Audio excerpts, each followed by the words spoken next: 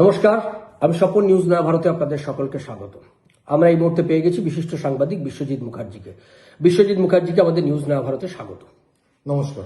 আমরা আজকে যে বিষয়টা নিয়ে আলোচনা করব খুবই গুরুত্বপূর্ণ বিষয়। গোটা পশ্চিমবাংলার মানুষের কাছে এই সংবাদটি খুব গুরুত্বপূর্ণ, অনেকগুলো কারণে গুরুত্বপূর্ণ। কারণ আমরা সকলেই জানি যে পশ্চিমবাংলা এবং ভারতবর্ষের সুরক্ষার প্রশ্নে বাংলাদেশের রাজনৈতিক অবস্থান এবং বাংলাদেশের তার মধ্যে যে প্রতিক্রিয়াশীল শক্তি কিংবা সন্ত্রাসবাদী যে শক্তিগুলো রয়েছে, জঙ্গি যে সংগঠনগুলো রয়েছে, জঙ্গি যে রাজনৈতিক দলগুলো রয়েছে, তাদের যে অবস্থান এবং বাংলাদেশের রাজনৈতিক যে অবস্থান সেগুলো খুবই গুরুত্বপূর্ণ, অন্তত ভারতবর্ষের ক্ষেত্রে। কারণ বাংলাদেশের সঙ্গে সব থেকে বেশি অঞ্চল বর্ডার শেয়ার করে ভারতবর্ষ। ফলে সেক্ষেত্রে পশ্চিমবাংলায় যেমন সব থেকে বড় সমস্যা হচ্ছে অনুপ্রবেশ।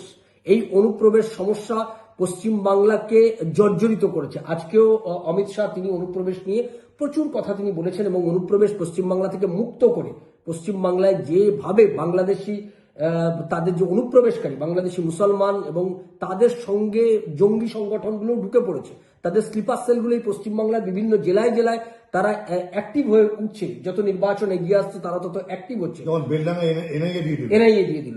ফলে বাংলাদেশে যদি এই সমস্ত শক্তিগুলো তারা হাতে ক্ষমতা পায়, বাংলাদেশের প্রশাসন, বাংলাদেশের সরকার যদি এই জঙ্গি গোষ্ঠীগুলোকে যারা মদত দেয় তারা যদি বাংলাদেশের সরকার দখল করে, সেইগুলো তার প্রভাব কিন্তু পশ্চিমবাংলাতেও পড়বে। পশ্চিমবাংলায় সেই জঙ্গি সংগঠন যে স্লিপার সেল রয়েছে তারা কিন্তু আরো অ্যাক্টিভ মোডে আসবে এবং পশ্চিমবাংলাকে আগামী দিনে বিপদে ফেলবে। এই সমস্ত বিষয় নিয়ে আমরা আলোচনায় ঢুকবো, কারণ বাংলাদেশের সামনে নির্বাচন, আর সেই নির্বাচনকে সামনে রেখে আত্মঘাতী বাংলাদেশ ভোট নিয়ে যে ভয়ানক একটা পরিস্থিতির খবর আমরা পাচ্ছি, আমরা বিশ্বজিৎদার কাছ থেকে সে বিষয়ে জেনে নেব। বাংলাদেশ আত্মঘাতী একটা অবস্থান নিয়েছে, এটার সঙ্গে কি তুমি একমত? একদম। কিরকম? দেখো, বাংলাদেশে এখন 12 তারিখে যে নির্বাচনের যে দিনক্ষণ ঠিক করা হয়েছে, সেখানে এখানে নির্বাচনী তোমার প্রচার সেখানে শুরু হয়েছে। ফলে ওখানে দুটো মত দেখা যাচ্ছে। কেউ কেউ বলছেন আদৌ 12 তারিখে কি সেখানে কি নির্বাচনটা অনুষ্ঠিত হবে, কারণ সেখানে জুলাই সনদ, মানে জুলাই অগাস্টে যে তোমার যে মুভমেন্টটা হয়েছিল, যে বৈপ্লবিক একটা চিন্তাধারার যে আমরা এটা দেখেছিলাম সেই সময়, সেইটাকে নিয়ে এসে যে জুলাই সনদ তৈরি করা হলো বিভিন্ন পার্টিদের সাথে নিয়ে, তখন কিন্তু সেখানে বাংলাদেশের সবচেয়ে যে বড় যে দলটা আওয়ামী লীগ, তখন কিন্তু সেখানে উপস্থিত তারা ছিল না। ফলে একটা শঙ্কা বা একটা সংশয় তৈরি হয়েছে যে এই যে জুলাই সনদে যে তোমার 12 তারিখে যেটা দেবে, হ্যাঁ কি না ভোট, তাতে কি সেখানে কি হয়, মানে কি হ্যাঁ হয় না হয়। যদি হ্যাঁ হয় তাহলে কি হবে? যদি সেখানে বলা হয়েছে সাধারণ লোক, বাংলাদেশের সাধারণ ভোটাররা কিন্তু সেরকম কিছু জানে না, যে জুলাই সনদে বিস্তারিত ভাবে সেরকম কিছু জানে না। শুধু তারা বলছে যে সেখানে প্রধানমন্ত্রীর যে থাকবেন 10 বছরের বেশি কোনো প্রধানমন্ত্রীরও সে থাকতে পারবে না, পারিবারিক সূত্রে হতে পারবে না। প্রধানমন্ত্রীর যে ক্ষমতা ছিল সেই ক্ষমতা অনেকাংশে খর্ব করা হবে এবং সেখানে রাষ্ট্রপতি তাকে ক্ষমতা অনেক বেশি দেওয়া হবে। ফলে এই রাষ্ট্রপতি যে অনেক বেশি ক্ষমতা দেওয়া হবে, সেখানে তাদের সন্দেহ হচ্ছে এই চুপিসারি এইটাকে সহায়তায় নিয়ে আবার ইউনুস কিন্তু এই রাষ্ট্রপতি পদে কিন্তু চলে যেতে পারে। অর্থাৎ জুলাই সনদকে কাজে লাগিয়ে ইউনুস রাষ্ট্রপতি হিসেবে এই দেশের ক্ষমতা দখল করার প্ল্যান করছে গোপনে। এটা জুলাই সনদ থেকে আমরা এটা মনে করা হচ্ছে। আমরা যে বিষয়টা করবো, যে 12 তারিখে নির্বাচন, আওয়ামী লীগের অবস্থানটা কি? প্রথমে তারা স্লোগান দিয়েছিল no vote no vote, vote মানে নৌকা, ভোট নয় তো ভোট নয়, প্রতীক চিহ্ন যেটা নৌকা ছিল। এখন আওয়ামী লীগ এবং তাদের সমর্থক, তাদের কর্মী কার্যকর্তারা, একটা বিরাট অংশের ভোট এখন আওয়ামী লীগের বাংলাদেশে আছে, 35%। সেই ভোটারদের অবস্থান কি হতে পারে বলে তোমার মনে হচ্ছে? আওয়ামী লীগ দলগত ভাবে কি সিদ্ধান্ত নিতে পারে? দেখো, দলগত যে সিদ্ধান্তটা আপাতত যেটা বলেছে সেটা হচ্ছে যে তারা সেই ভোটকে সব সমর্থকদের তাকে বর্জন করতে বলেছে। এই যে তুমি যে বললে নো ভোট নো ভোট, তাই এখনো সেই অবস্থানে রয়েছে। কিন্তু রাজনৈতিক মহল মনে করছে যে আগামী কয়েকদিনের মধ্যে সেটা কিন্তু একটা ভয়ানক আকার ধারণ করতে পারে, কারণ ভারতবর্ষে হাসিনা রয়েছে, তাদের নেত্রী। এবং সবচেয়ে মজার ব্যাপার তুমি দেখবে, আওয়ামী লীগের কিন্তু যে অন্য কোনো নেতা কিন্তু উঠে আসেনি। তারা বারবার বলছে, এই যে যতবার দিল্লিতে মিটিং করে গেল, তাদের একটাই কথা, আমাদের নেত্রী হচ্ছে হাসিনা। তার মানে হাসিনাই হচ্ছে সর্বময় কর্ত্রী। তিনি হয়তো আগামী দিনে অন্য কিছু তিনি নির্দেশ দিতে পারেন, সেই নির্দেশের অপেক্ষায় রয়েছেন। এবং দেখা যাচ্ছে যে 30 থেকে 35% যে তোমার ভোটার, যে তাদের সমর্থকরা রয়েছে, সেই ভোটটা কি হবে সেই নিয়ে ইতিমধ্যে দুই মানে মেজর যে দল, দুটো যে প্রধান দল, একটা বিএনপি আরেকটা হচ্ছে জামাত, এদের মধ্যে কিন্তু অলরেডি কারাকারি শুরু হয়েছে। কাদের মানে কারা এটা ইয়ে নেবে, তাদের সমর্থকদের তারা বাগে আনবে, সেই নিয়ে এখন যা পরিস্থিতি দাঁড়িয়েছে, দেখা যাচ্ছে যে তোমার সেদিন দেখলাম আমি এই গাইবান্ধাতে, তোমার হাতিবান্ধাতে, সেখানে জামাত এবং বিএনপির মধ্যে একটা সংঘর্ষ হয়েছে। এবং এই সংঘর্ষটাকেই অনেক আশঙ্কা প্রকাশ করছে আগামী দিনে সেটা আরো বাড়বে। মানে এটা আমরা বুঝতে পারছি যে বিএনপি আর জামাত তারা ক্ষমতা দখলের লড়াইয়ে এখন নেমেছে দুজনের মধ্যে, সেই কারণে সংঘর্ষ শুরু হয়েছে। অথচ এরা সব সময় যখন আওয়ামী লীগের বিরুদ্ধে লড়াই, এরা এক জায়গায় ছিল। এখন ক্ষমতা দখলের জন্য আওয়ামী লীগ যেহেতু নির্বাচনের বাইরে আছে, দুজনের মধ্যে গোলমাল। আচ্ছা, বিএনপি কি একা পারবে এই ক্ষমতা দখল করতে? তোমার বিএনপি দেখবে এখন রিসেন্টলি তুমি যদি হাসিনার যদি সব জিনিসগুলো দেখো, ওর কথাবার্তা বা যেসব উনি বিভিন্ন ধরনের সাক্ষাৎকার দিচ্ছেন, উনি কিন্তু এখন বিএনপি কে কিন্তু সরাসরি উনি কিন্তু অ্যাটাকে যাচ্ছেন না। আবার বিএনপিও কিন্তু হালকা ফুলকাতে ভাবে আওয়ামী লীগের সমালোচনা করছে। ফলে এই দুটো জোট যদি এক হয় আগামী দিনে, এটা আমরা আগেও বলেছিলাম যে এই দুটো রাজনৈতিক দল, কারণ দুটোই কিন্তু জাতীয়তাবাদী দল। এই জামাত কিন্তু 1971 সালে এই মুক্তিযুদ্ধে কিন্তু তারা পাকিস্তানের সমর্থক ছিল। ফলে এই তার পরবর্তী সময়ে জিয়াউর রহমান তাদের আবার রাজনৈতিক ভাবে তার মানে নিয়ে আসে তোমার হচ্ছে বাংলাদেশে। ফলে এই যদি জামাতকে যদি ঠিক মতো নিয়ন্ত্রণ করতে হয়, তাহলে কিন্তু বিএনপিকে অবশ্যই আওয়ামী লীগের সমর্থকদের কাছে যেতে হবে। আচ্ছা, জামাত এক্ষেত্রে একটা তারা স্লোগান আমরা যা জানতে পারছি, জামাত প্রশাসনটাকে প্রায় গিলে ফেলেছে একদম। এখন যেটা তারা একটা স্লোগান দিচ্ছে, হিন্দু ভোটটাকেও তারা টার্গেট করছে। কারণ জামাত হিন্দু মাইনাস একটা রাজনৈতিক দল। হিন্দুরা জামাতকে কখনোই মনে করে না যে তাদের খুব হিতাকাঙ্ক্ষী দল। তারা একটা স্লোগানও দিয়েছিল, আমি যে স্লোগানটা দেখলাম যে কৃষ্ণ কৃষ্ণ হরিবোল, দাড়িপাল্লাকে টেনে ওদের প্রতি। এই ক্ষেত্রে হিন্দুরা কি জামাতের পাশে দাঁড়াতে পারে? নির্বাচনে তোমার কি পরিস্থিতি? দেখো, জামাত বাংলাদেশে এখন যে মানে 172 মানে টোটাল আসন হচ্ছে 300, তার ভিতরে 172 থেকে 186টা আসন ওরা কনসেন্ট্রেট করছে সেখানে। ওদের সেখানে স্ট্রং হোল্ড রয়েছে, একদম স্ট্রং হোল্ড রয়েছে ওদের। ফলে এই যে 172 থেকে 186, ফলে এটা যদি পায় তাহলে ওরা মেজরিটি পেয়ে যাবে, একদম মেজরিটি পেয়ে যাবে।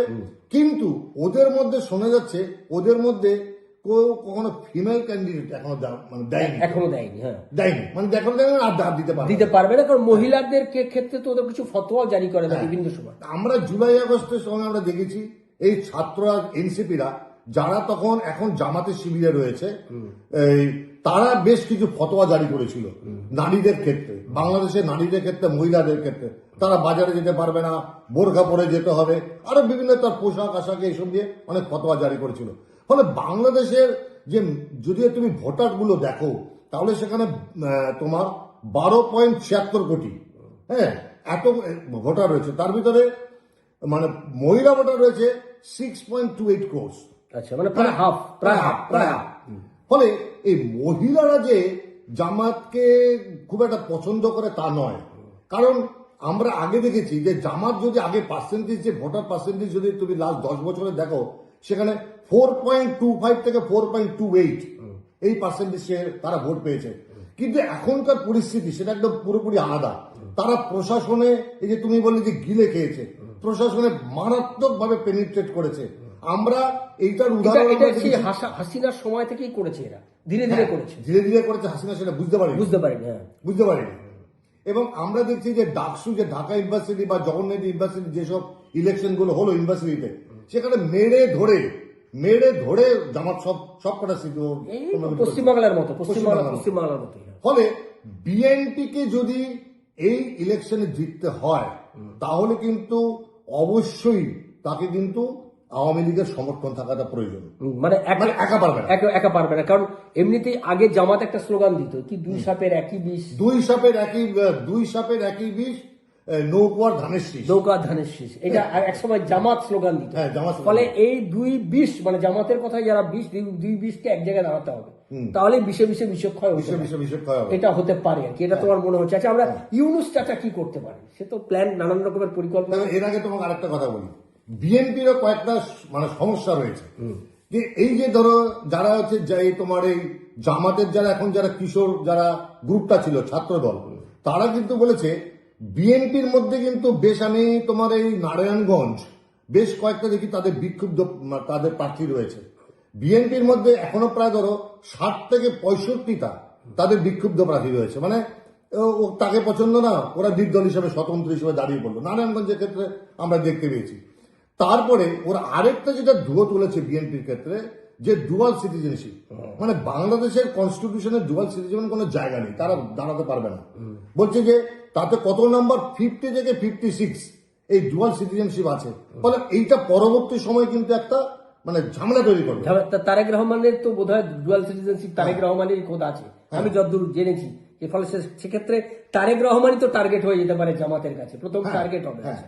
তাদের ক্ষেত্রে এই 56 জন যদি 50 থেকে 56 জন যদি ডুয়াল সিটিজেনশিপ থেকে থাকে, এবং জামাত আশা করছে এখান থেকে 10 থেকে 20টা মানে 20টা সিট তারা ওই জায়গায় তাদেরকে নিয়ে যাবে।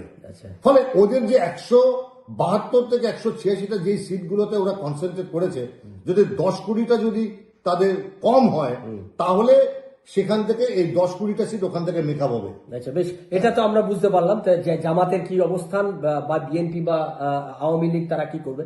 আচ্ছা, এখানে ভারতের একটা গুরুত্বপূর্ণ রোল আছে, ভারতের নিজের স্বার্থেই, তার সিকিউরিটির প্রশ্নে। ভৌগোলিকভাবে বাংলাদেশ ভারতবর্ষের সঙ্গে সব থেকে বেশি বর্ডার শেয়ার করে, ফলে বাংলাদেশের তাদের দেশের যদি কোনো সমস্যা তৈরি হয়, তার প্রভাব ভারতবর্ষে পড়বে। এটা আপনার স্বাভাবিক, আপনার প্রতিবেশী যদি বিপদে থাকে তাহলে আপনিও সেখান থেকে রক্ষা পাবেন না। তো সেক্ষেত্রে ভারতের অবস্থানটা কি? ভারতের অবস্থান বলার আগে আরেকটা কথা বলি, যে হিন্দুরা যে আছে, হিন্দুদের কিন্তু ওখানে আমি দেখছিলাম 65 থেকে 70টা সিট। এই যে তুমি বললে যে হিন্দুদের এখন হরিবল যে বলছে কৃষ্ণ কৃষ্ণ হরিবল, দাড়িপাল্লাকে টেনে ধরে জামাত বলছে, মানে জামাতের মুখে রাম নাম, হরির নাম আর কি। যাই তার মানে হচ্ছে তুমি যদি জামাতকে যদি বলো যে হিন্দুদের এই ব্যাপারে দেখ, মানে তুমি বিড়ালকে বলছো তুমি মাছ খাবে না, বিড়ালকে বলছো তুমি মাছ খাবে না। এই হিন্দুদের ব্যাপারে বলি, তাদের ক্ষেত্রে 65 থেকে 70টা সিট রয়েছে যেখানে হিন্দুরা কিন্তু ফ্যাক্টর, যার জন্য হিন্দুদের কিন্তু তুমি যদি এমনি তুমি জনসংখ্যার বিচারে দেখো, দেখবে ওরা 7 থেকে 8% বলে, আর যদি ভোটারদের ক্ষেত্রে তুমি দেখো 15% কিন্তু। আচ্ছা, হিন্দুরা 1,80,00,000 উপরে ভোটার রয়েছে বাংলাদেশে। ফলে 60 থেকে 65 থেকে 70টা সিট কিন্তু এমন রয়েছে যেখানে হিন্দুরা হচ্ছে ফ্যাক্টর। আর তার মধ্যে আবার জামাতের এন্ট্রি হচ্ছে মাজারপন্থী, এই মাজারপন্থী হচ্ছে সেখানে 3 to 4% রয়েছে। মাজারপন্থীরা আক্রান্ত হয়েছিল, ভেঙে দিয়েছিল, সব ভেঙে দিয়েছিল। আমরা এই বিষয়গুলোতে পরবর্তী কোন একটা সময় আলোচনা আসবো। আমি ভারতের অবস্থানটা একটু জেনে নেব, আর শেষ যেটা জানতে চাইবো, চিন্ময় কৃষ্ণ প্রভুর এই মুহূর্তে, এটা গোটা দেশের মানুষ, গোটা বিশ্বের সমস্ত হিন্দুরা তাকিয়ে রয়েছে, চিন্ময় কৃষ্ণ প্রভুর ঠিক কি হতে পারে। আগে ভারতের অবস্থানটা, ভারত কোনো মতেই চাইবে না যে এই জামাত গ্রুপ বাংলাদেশে আসুক, কোনো মতেই চাইবে না। কারণ জামাতের যে অ্যালায়েন্সটা 10টা, এটা হচ্ছে মৌলবাদী দল, উগ্র মৌলবাদী দল জামাত। যদিও ব্রিটেন তা বলছে না, ইদানিং আবার বলছে লিবারাল মুসলিম দল, ব্রিটেন হঠাৎ করে তাদের মধ্যে লিবারাল তারা খুঁজে পেয়েছে, ওদের মধ্যে উদারতা খুঁজে পেয়েছে। আচ্ছা, এনিওয়ে, যার জন্য বিএনপি কে দেখবে এখন যারা ওরা প্রচার করছে, যে প্রচারণার ক্ষেত্রে আমি দেখেছি তারা বলছে যে বিএনপি কে জামাতরা বলছে এটা বলে ভারতের আরেকটা দল বলে, বি টিম সি টিম যাই হোক, ওই হিসাবে বলছে। ফলে বিএনপি আসুক বা আওয়ামী লীগ আসুক, যেই আসুক না কেন, তাদের ক্ষেত্রে কিন্তু একটা কড়া নজরদারি ভারতের থাকবে। কারণ যদি পার্শ্ববর্তী দেশ যদি এই জামাতের মতো যদি উগ্র মৌলবাদী দল যদি চলে আসে, তাহলে ভারতের ক্ষেত্রে অবশ্যই এই নির্বাচনটা কি ভারত সমর্থন করছে? এই যে নির্বাচন, ভারত বলছে আমরা ইনক্লুসিভ চাই। ভারত প্রথম দিন থেকে বলছে আমরা ইনক্লুসিভ মানে অন্তর্ভুক্তিমূলক আমরা নির্বাচন চাই। ফলে আওয়ামী লীগ যখন এই নির্বাচনে অংশগ্রহণ করতে পারছে না, ফলে সেখানে কিন্তু একটা সংশয় তৈরি হচ্ছে যে 12 তারিখে আদৌ কি নির্বাচন হবে। ইতিমধ্যে বাংলাদেশের সংবাদ মাধ্যম কিন্তু এই নিয়ে কিন্তু কথাবার্তা সংশয় প্রকাশ করছে আদৌ ভোটটা হবে কিনা। শেষ চিন্ময় কৃষ্ণ প্রভু, গোটা বিশ্বের হিন্দুরা তাকিয়ে রয়েছে। দেখো, চিন্ময় কৃষ্ণ দাস প্রভুর অবস্থা হাসিনার একই অবস্থা। একজন হচ্ছে রাজনৈতিক ব্যক্তিত্ব, আরেকজন হচ্ছে ধর্মীয় ব্যক্তিত্ব বা ধর্ম প্রচারক। তো চিন্ময় কৃষ্ণ দাস প্রভু যদি হাসিনা যদি এই মুহূর্তে যদি বাংলাদেশে ফেরে, তার যেমন প্রাণ সংশয় আবার হতে পারে, সেই কারণে উনি ফিরছেন না। আবার চিন্ময় দাস প্রভুর যদি এখন জেল থেকে বেরো, তারও কিন্তু প্রাণ সংশয় হওয়ার আশঙ্কা রয়েছে। ফলে আমার মনে হয় না যে চিন্ময় দাস প্রভুর কিন্তু এই মুহূর্তে তিনি ওই জেল থেকে উনি ছাড়া পাবেন, মুক্তি পাবেন। তাতে তারই অসুবিধা হবে, তার প্রাণ সংশয় হলেও হতে পারে। কারণ আগামী দিনে আমেরিকা আবার রিসেন্টলি গতকাল আমি দেখছিলাম, বলেছে যে আমেরিকানদের যারা ওখানে রয়েছে বসবাসকারী, বলেছে এই যে এখন যে তোমার ইলেকশনটা আসছে 12 তারিখে, তার আগে এবং পরে যেন আমেরিকানরা সতর্ক থাকে, সজাগ থাকে এবং তার বাড়িতে যেন অবস্থান করে। কারণ সেখানে কিন্তু বিরাট গন্ডগোল আবার একটা রয়েছে, সংশয় রয়েছে, একটা আশঙ্কা প্রকাশ করছে সবাই। ফলে 12 তারিখেও নির্বাচন কি হবে কিনা সেটা কিন্তু সংশয় রয়েই গেল। আমাদের কাছে ভয়ানক পরিণতি হতে পারে বাংলাদেশের, আমরা সেটাও বুঝতে পারছি। আগামী 12 তারিখের নির্বাচন রক্তক্ষয়ী কোনো পরিণতির দিকে বাংলাদেশ চলে যেতে পারে। কারণ বাংলাদেশের এখনকার যে অবস্থান, সেটা হচ্ছে আত্মঘাতী বাংলাদেশ।